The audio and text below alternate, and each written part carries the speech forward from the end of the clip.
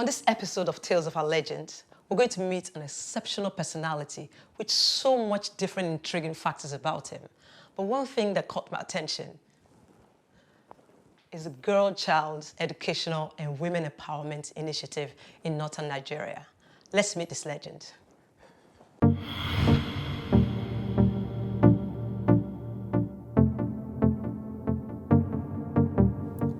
It is true that education is the key to ignorance and the beginning of knowledge to any people. The impact of education and educational support cannot be overemphasized. Like the farmer who plants during the planting season and waits patiently for the harvest, which eventually surpasses his seedling and input, so is the result of a well-focused educationist. This living legend is not just a lover of education. The passion to which he has gone about it lives all in our. Most amazing is the uncommon terrains of focus, the girl-child education and women's support especially. His unique love for the empowerment of the female gender led to the establishment of one of the most successful foundations, which takes care of the girl-child education and women's support in Nigeria. A quiet achiever, simple and humble, always open to helping the less privileged. A hero and a legend in my book.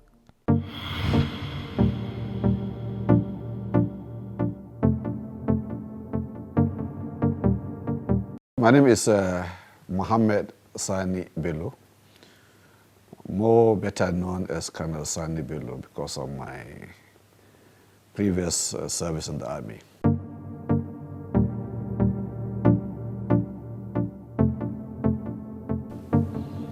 I was born in 1942 and attended Kontagora Central Primary School and then Bida Government College.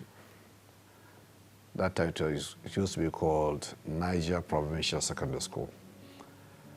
And after finishing my secondary school, I joined the Army as an officer cadet and started my training in December 1962 and finished my preliminary training at Kaduna, Nigerian Military Training College then, in June, before proceeding to Sandhurst in UK in July-September of 1963.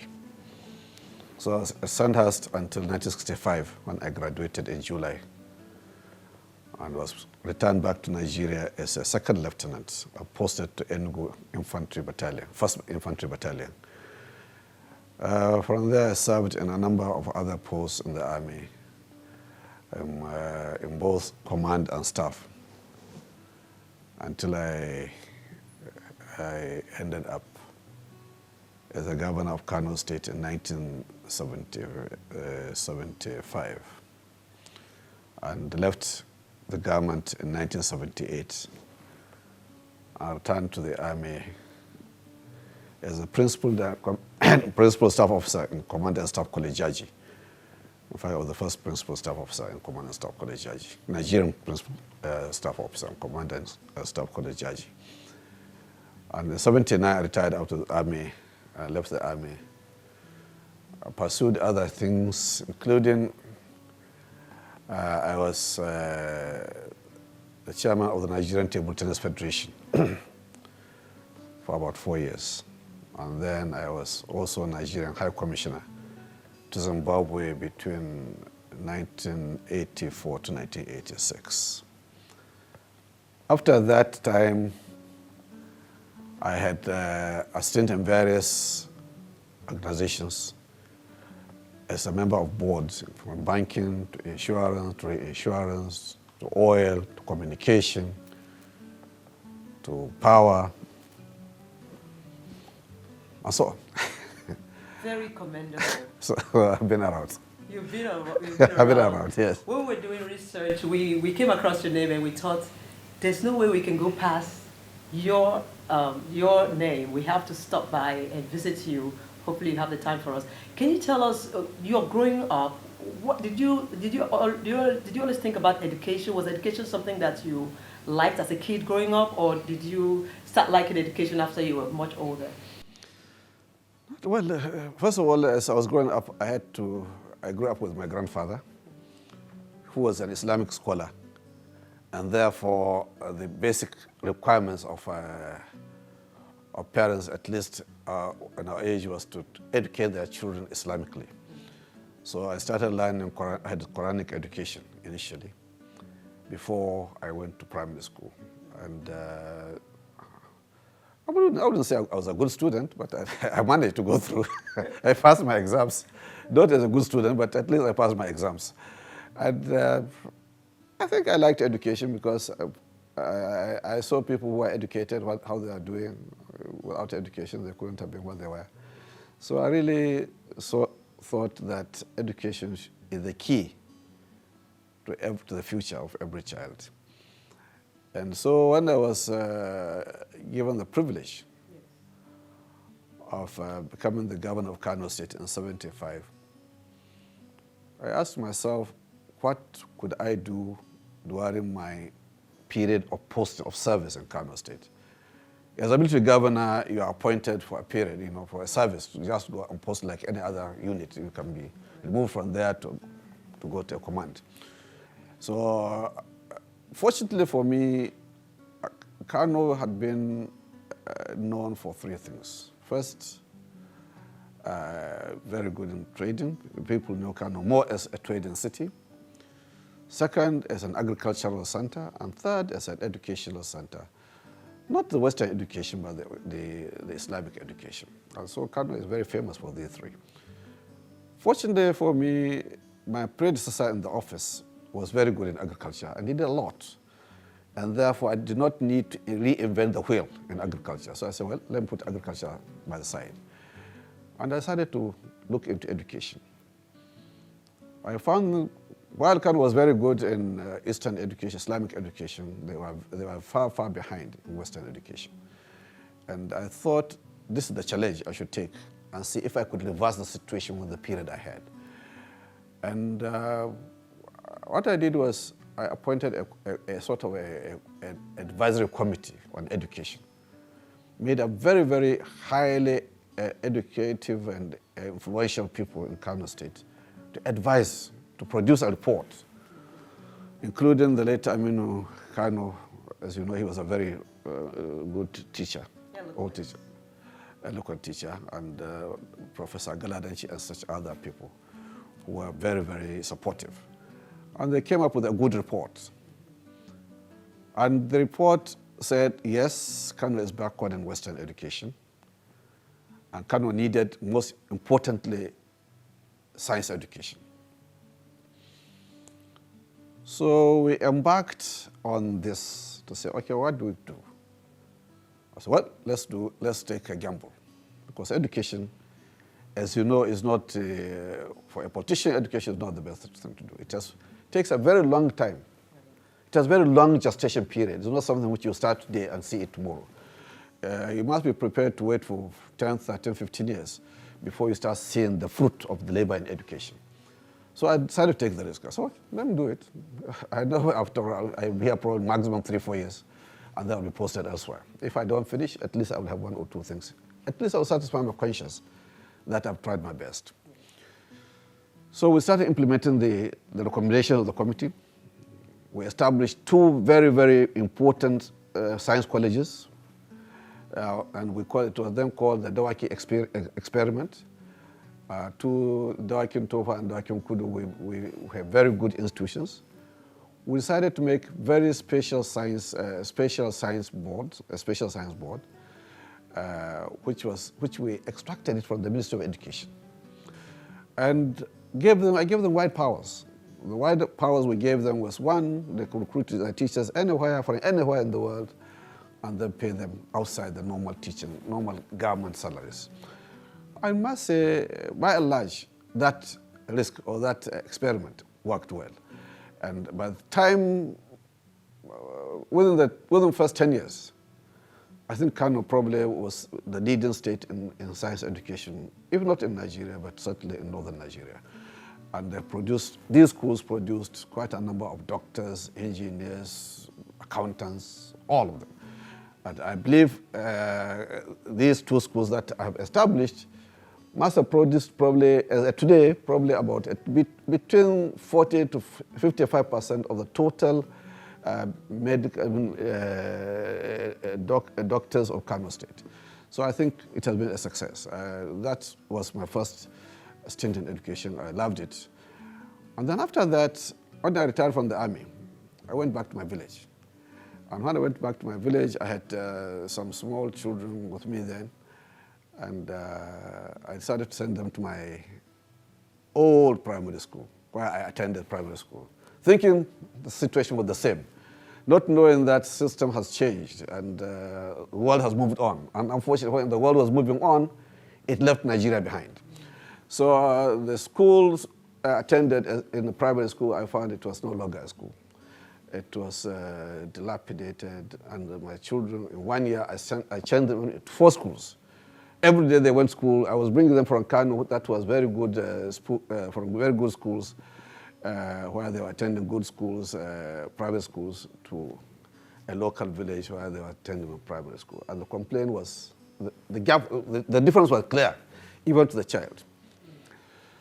So I said, well, what I will do is I will establish my own school so that my future children will benefit, and not only my children, but other people's children. So in 1981, I established my first nursery school class. I opened it September 1981 with 17 children. And I got, fortunately by that I was chairman of the Niger State NYSC. So it was very easy for me to get NYSC members to use them in the school. So I brought 2 NYSC members who were NCE trained. Then NCE were also participating in NYSC program, not like now. So I was able to get these 2 NYSC teachers who are very good. One of them, Ceci, was the headmistress. She was very good, late Ceci of blessed memory.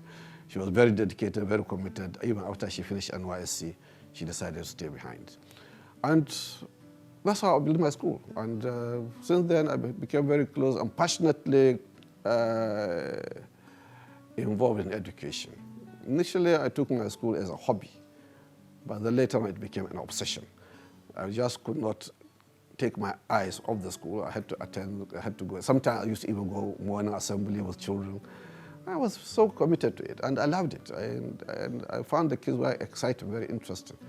So that's how I started my school in 1981. Since then, from nursery, it came to primary, from primary to secondary. Now we are, in educational side, we have started under my foundation. We established a foundation about 5 years ago. And under my foundation, education is the key aspect of the foundation. We are giving scholarships. We are giving not only scholarships, we are also giving educational support.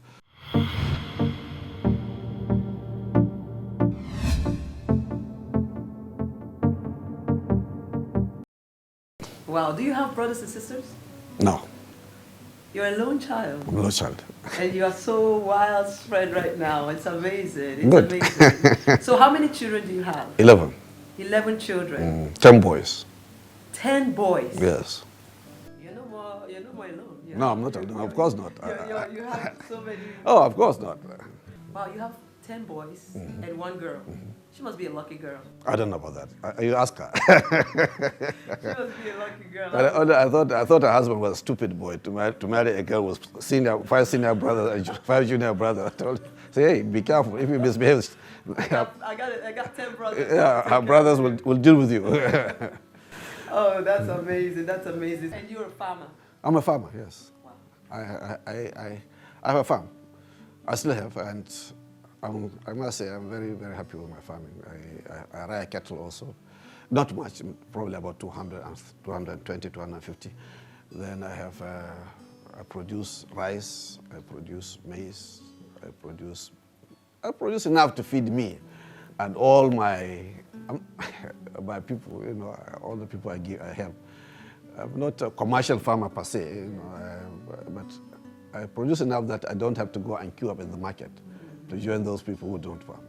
I don't need to buy in the market. So you make what you eat? Oh, no, well, I eat. Some of it, yes. I can't. I have enough to eat for the whole year from my family. I don't need to go and spend money to buy rice for the whole year. I don't need to go and spend money to buy maize for a whole year. Wow. For what I produce in my farm is enough to feed me and my family and even my extended family. So your 10 boys, because they're 10, it's amazing. Do they work with your company, or do they have their own individual? Everybody is individual. Everybody's individual. From politics to what? Some of them in the IT, some of them in politics. One of my sons is the governor of Nigerian State. They're all married. They do their own thing. We meet, we shake hands. They have a huge shoe to fill, though. Well, some of them are already filling the shoe very well. I think they have potentials. I see. They are warriors. My children have got a lot of potentials. Yeah, very, very good potentials. And some of them may be greater than me, I'm sure. It's a blessing. Yeah, it is. I'm blessed. I'm blessed with my 10 sons. Yes. Well, no, I would say 9 and a half. One is still in school. I don't know what you look like after you leave school. But so far, the 9 boys are excellent. Excellent. Wow. So what do you do to relax? I like traveling. I like just to travel to at home. In those days, I used to play chess. I used to play, at my house I used to have table tennis until one of my grandchildren gave me a spanking. And then I said, hey, my time is up. My grandchildren beat me up badly. And I said, hey, my time is up. I'm no longer a table tennis player. I can't. So I used to play table tennis in my house with my children and grandchildren. I sit down, chat, talk to people. Awesome.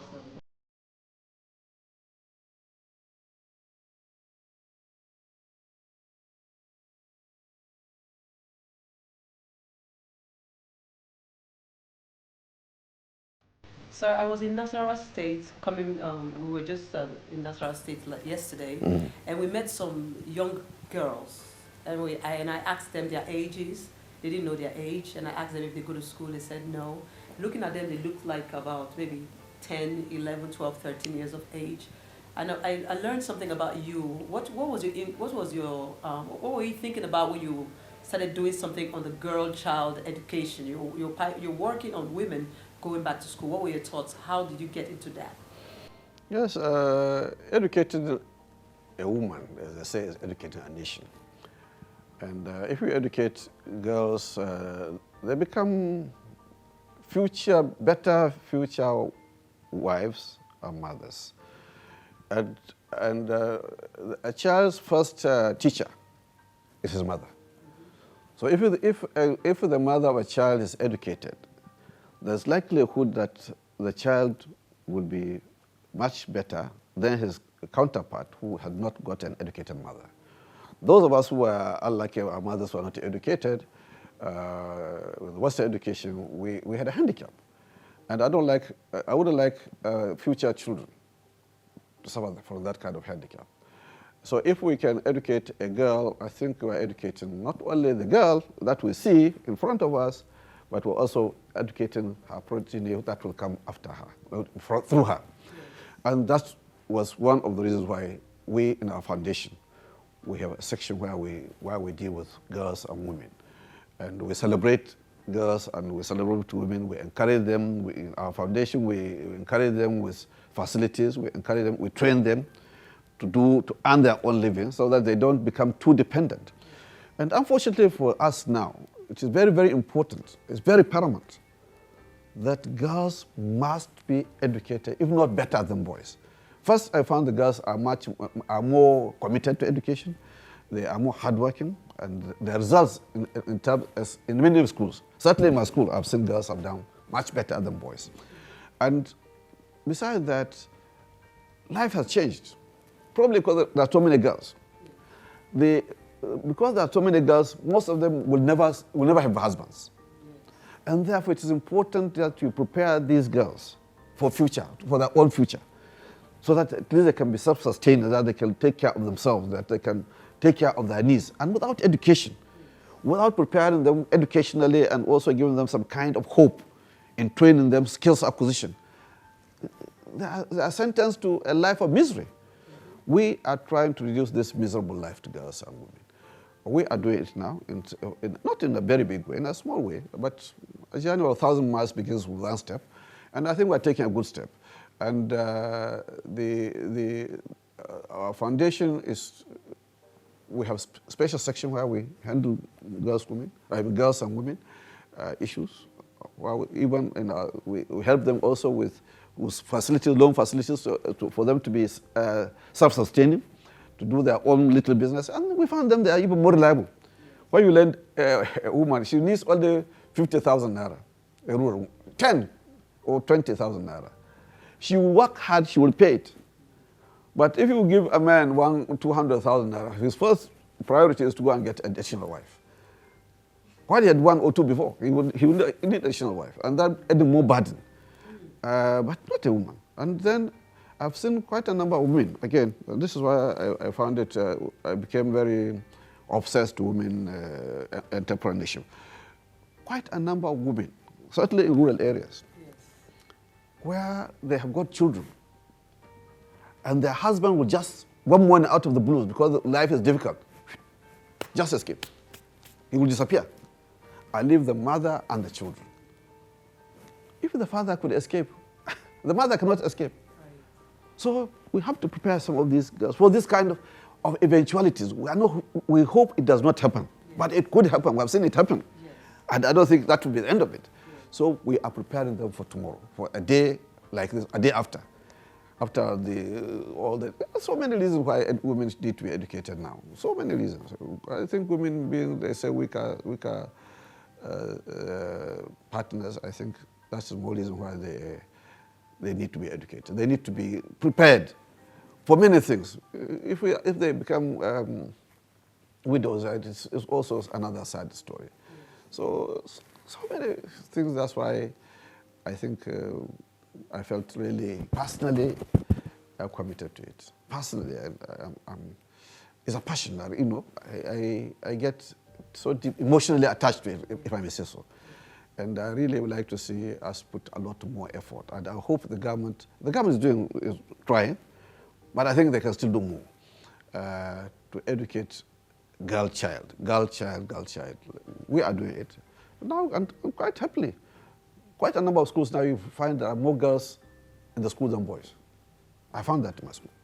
So it means the girls are interested in education too. Right. Just give them the opportunities. Some of these girls you saw hawking on the streets, it's not that they don't want to go to school, but they did not have the opportunity. The opportunity was not extended to them by anybody, either by their parents, or because their parents were so poor, or by the society, or by the government. But education is too important to be left in the hands of government. We should not allow our educational system to be handled by government and government alone. It's too important to be left in the hands of government. It must be a collective. It must be a collective responsibility for every one of us to get involved in education. In those my days, I used to say my village educated me, and that's why I established a school. I established a school principally to pay back my village that paid for my school fees. Those days I was not paying school fees. There was no school fees. This primary school, which I went initially, which I told you, the Central Primary School, there was no school fees. Through the poll taxes which the people were getting, they paid my school fees, sent me to school. So I thought I should pay them back, and I built my own school and made sure it is affordable to everybody. Well, those who could not afford, we helped them so that we can educate their own children too. Final question, which is to the youths, because the youths are the future. So what's your advice to the youths of today in Nigeria? Well, the youth of today, I think I would say, are in a hurry. They should not be in a hurry. They should take their time. They should learn. And they should learn, and they should be polite. And they should remember that the time is with them. And therefore they have enough time, to do whatever they want to do. But they need to learn the process. And this get-rich-quick mentality is giving us a very, very bad name.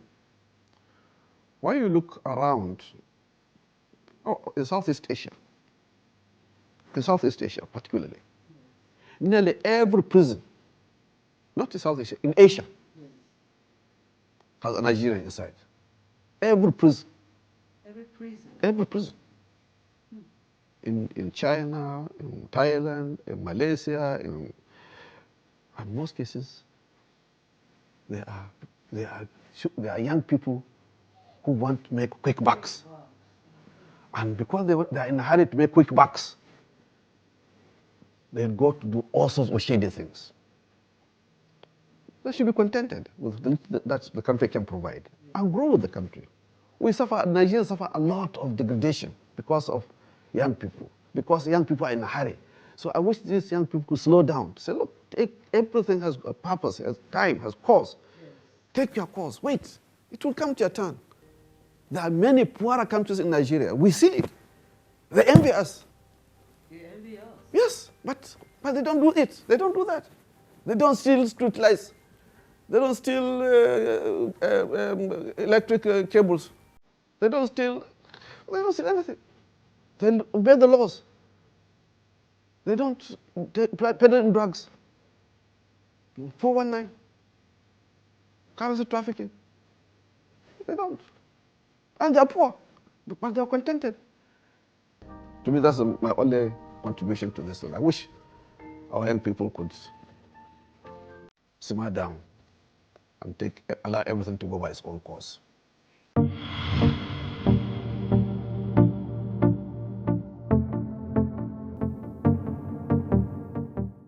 If we don't tell our stories, who will?